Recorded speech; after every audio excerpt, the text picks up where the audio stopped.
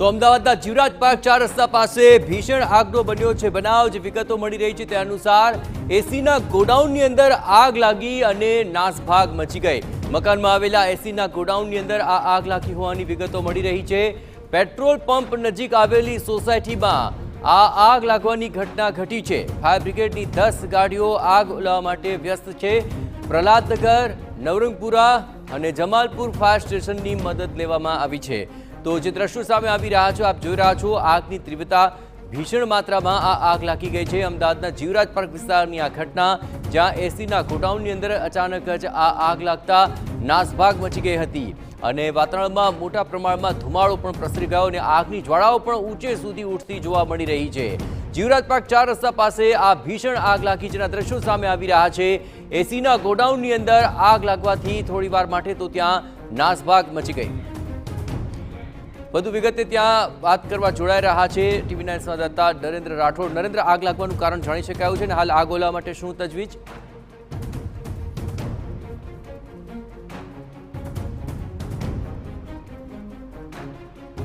વિસ્તાર અને રહેણાંક વિસ્તારમાં જે મકાન ખાલી હતું એમાં એસીના ગોડાઉન તરીકેનો ઉપયોગ કરવામાં આવતો હતો અને જે માહિતી પ્રાપ્ત થઈ રહી છે એ મુજબ જે છે એ આગ લાગી હતી। ત્યારબાદ કેટલાક બ્લાસ્ટ પણ અહીંયા થયા હતા અને આગ એટલી જબરદસ્ત હતી કે સમગ્ર ઘર કયા પ્રકારની સ્થિતિમાં છે એ જોઈ રહ્યા છો। અને એ સિવાય લગભગ 8 થી 10 આજુબાજુમાં જે પાર્ક કરેલી કાર અને એ સિવાય 2 વ્હીલર જે છે એ પણ બળીને ખાક થઈ ચૂક્યા છે। મહત્વની વાત એ છે કે આ રહેણાંક વિસ્તાર છે અને રહેણાંક વિસ્તારમાં આ પ્રકારની પ્રવૃત્તિ થઈ ના શકે અને એ સંદર્ભમાં જે કેટલાક સ્થાનિકો સાથે વાતચીત થઈ છે તેઓ પણ કહી રહ્યા છે કે એમના દ્વારા કેટલીક નોટિસ પણ આપવામાં આવી હતી, છતાં પણ એમના દ્વારા ઘર ખાલી કરવામાં આવતું ન હતું। સ્થાનિક ધારાસભ્ય અમિતભાઈ ઠાકર આપણી સાથે જોડાયા છે, એમની સાથે વાતચીત કરીએ તેઓ શું કહી રહ્યા છે। અમિતભાઈ, રહેણાંક વિસ્તાર છે, આ પ્રવૃત્તિ કેવી રીતના ચાલતી હતી? આ કોઈ સંજોગમાં ના ચાલે। જે રીતે કોઈ પોતાના ઘરને એ ગોડાઉન તરીકે ઉપયોગ કરવા માંડે, ઘરની અંદર શું ચાલતું હોય છે એમની પ્રાઇવસીનો વિષય છે। પ્રાઇવસીનો ફાયદો કોમર્શિયલ કામ કરવા માટે કોઈ કરે તો અત્યારે પોતે જ એમણે ભોગવ્યું છે।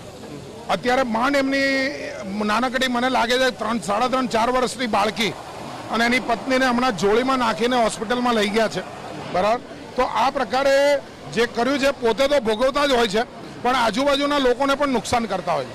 એટલે આ ન કરવું જોઈએ અને આ કરવા માટે કેમ આવું થયું એની ચર્ચા હમણાં આગ લાગે છે હમણાં કરવી થોડી વધારે પડતી છે, પણ જે ખાડો ખોદે છે એ જ ખાડામાં પડ્યું છે। કેટલો જથ્થો હતો કે બીજી કઈ વિગતો શું કઈ પ્રાપ્ત થઈ રહી છે પ્રાથમિક આપ અહીંયા ઉપર?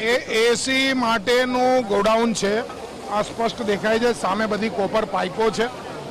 એસીના જે ગેસના સિલિન્ડરો હોય, નાના હેન્ડી સિલિન્ડરો હોય છે, એ સિલિન્ડરો આ સામે તમને પડેલા દેખાય છે।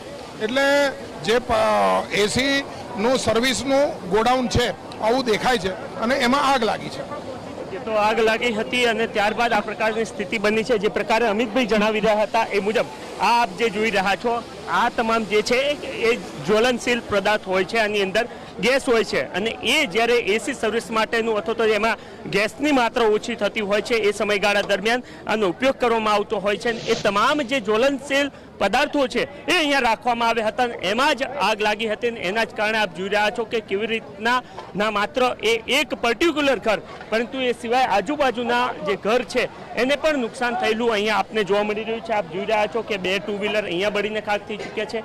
આગળની તરફ પણ આપ જોઈ રહ્યા છો કે કેવી રીતના 2 2 વ્હીલર અહીંયા પણ બળીને ખાક થઈ ચૂક્યા છે અને એ સિવાય જેમના દ્વારા ઘર રેન્ટ પર આપવામાં આવ્યું હતું એમને પણ કેટલીક ઈજા થઈ છે। પાછળની તરફ આપ જોઈ રહ્યા છો કે કેવી રીતના ત્યાં પાછળની તરફ પણ ગેસની જે બોટલો છે એ પણ ખૂબ જ્વલનશીલ હોય છે અને એનો જથ્થો પણ અહીંયા રાખવામાં આવ્યો હતો।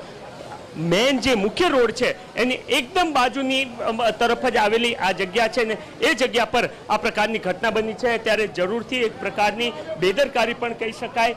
બાજુના ઘરના લોકો છે એ બાજુના ઘરને પણ અહીંયા અસર થયેલી આપને જોવા મળી રહી છે। આપ જોઈ રહ્યા છો કે જે બાજુનું જ ઘર આવેલું છે ત્યાં પણ આની અસર ગઈ છે અને બાજુના ઘરમાં રહેલ તમામ, ચાહે ખાટ હોય કે પછી અન્ય તમામ વસ્તુઓ છે એ પણ બળીને ખાક થઈ ચૂકી છે। આપ અહીંયા રહો છો? નહીં અહીંયા બીજા ભાઈ રહે છે. બોલો. ઓકે, શું કે એક્ઝેક્ટ શું બન્યું હતું? અહીંયા એસી રિપેરિંગ ચાલે છે અને એમાં સ્પાર્ક થયું હતું, એના કારણે ધડાકો થયો. એટલે કે ઓછામાં ઓછા આવા નાના નાના 200 ટીન ફાટ્યા હશે.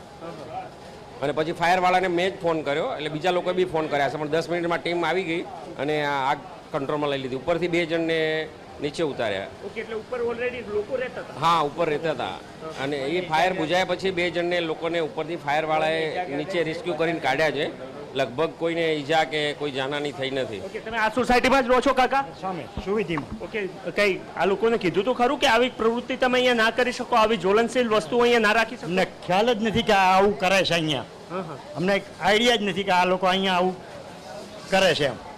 ઓકે, તો એ એકમાત્ર ઘરની આજુબાજુના ઘર જે છે ત્યાંની કયા પ્રકારની સ્થિતિ છે થઈ છે એ પણ આપ જોઈ રહ્યા છો કે વસ્તુઓ અહીંયા પડી હતી. ખાટલો છે, સિલાઈનો સંચો છે અને એ સહિતની તમામ વસ્તુ હતો એ પણ બળીને ખાક થઈ ગઈ. એટલે એક આપ વિચાર કરી શકો છો કે કેટલી જ્વલન એની જ્વાળા હશે અને એ જ્વાળા છે એ સતત વહેવાના કારણે આ પ્રકારની સ્થિતિ બની છે. અહીંયા આપ જોઈ રહ્યા છો કે કેવી રીતના જે ગેસના સિલિન્ડર છે એ પણ રાખવામાં આવ્યા છે અને ગેસના સિલિન્ડર જો બ્લાસ્ટ થયા હોત તો કયા પ્રકારની સ્થિતિ બની હોત. કારણ કે 1 2 નહીં, 5 નહીં, 10 નહીં, પરંતુ આખો મોટો જથ્થો લગભગ 20 થી 25 અથવા તો કદાચ એના કરતાં પણ વધારે ગેસના જે નાના નાના સિલિન્ડર છે એ અહીંયા રાખવામાં આવ્યા છે ને એને પણ અહીંયા અત્યારે હાલ નુકસાન થતું આપને જોવા મળી રહ્યું છે.